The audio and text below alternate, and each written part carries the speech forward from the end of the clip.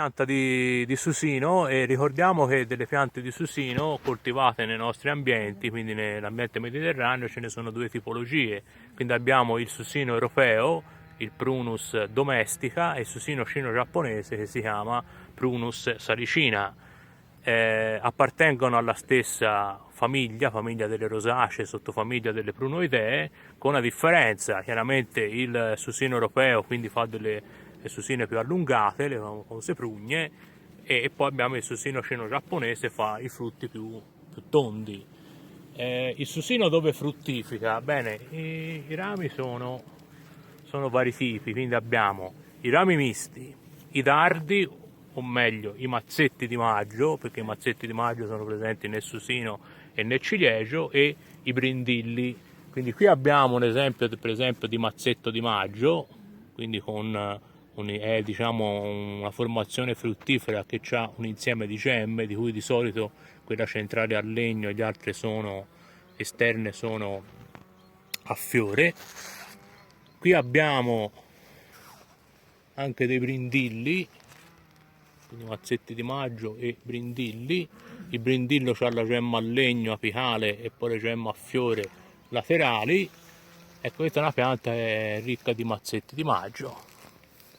Teniamo conto una cosa, che ogni varietà, ovviamente sappiamo che la specie, diciamo, quindi produce su mazzetti di maggio, brindilli, rami misti. Ovviamente quindi poi a seconda del tipo di varietà quindi cambia anche il tipo di fruttificazione. Evidentemente questa è una varietà che fruttifica prevalentemente sui mazzetti di maggio, perché è abbastanza ricca. Quindi come si procede per una buona potatura? Per una buona potatura si procede chiaramente andando a rinnovare il mazzetto di maggio su cui, diciamo, quindi ha fruttificato l'anno precedente. Facciamo un esempio. E chiaramente come sempre quindi eliminare, diciamo, i rami in competizione, i rami malati, i rami vecchi. Quindi per esempio qua toglierei questo tipo di ramo qui, perché va in competizione quindi con il ramo sopra.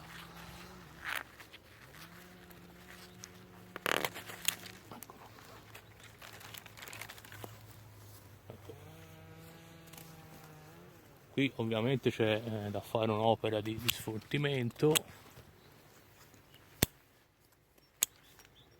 Ecco, chiaramente i rami a legno, quindi se ci sono dei rami a legno non andrebbero levati tutti, perché un errore che viene spesso fatto è di posare tanto e di eliminare tanto legno. Il problema qual è? Che la pianta poi reagisce risputando dell'altro legno. Quindi chiaramente se abbiamo piante che hanno sviluppato tanti rami a vegetazione, si vanno diradati ma non troppo, perché poi la pianta si riequilibrerà. Okay. Quindi la parola giusta è equilibrio. Equilibrio, come sempre. Qui per esempio si fa, ecco, un taglio che si dice taglio di ritorno. Questo è un taglio che si chiama di ritorno, perché lo scopo è proprio tornare indietro. Cosa di questo genere.